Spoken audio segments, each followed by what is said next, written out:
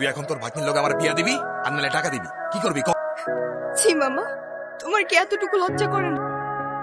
ছোটবেলা থেকে তোমাদেরকে আমি আমার বাবা মার জায়গায় দেখতাম, আর সেই তুমি। একটা মানুষ এতটা স্বার্থপর হয় কিভাবে? আপনার নিজের মেয়ে হলে এটা করতে পারতেন?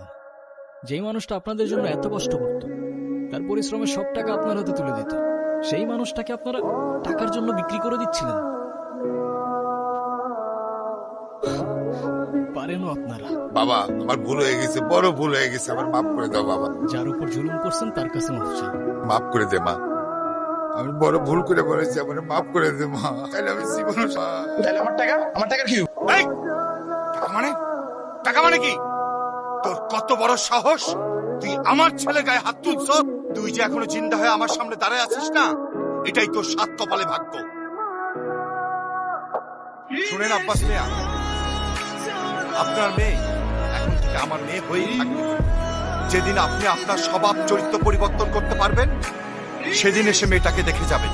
আমার বাড়ির দরজা আপনার জন্য খোলা থাকবে। আয় মা।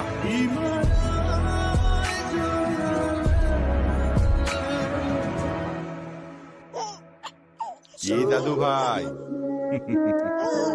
তুমি কি অনেক খুশি?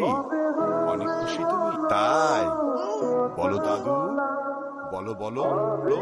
ও দাদু ভাই, বাবা, আপনার কল আসছে। হ্যালো স্যার, ক্লায়েন্ট আমাদের প্রজেক্ট অ্যাপ্রুভ করবে, সাথে একটা মিটিং করতে যাচ্ছে।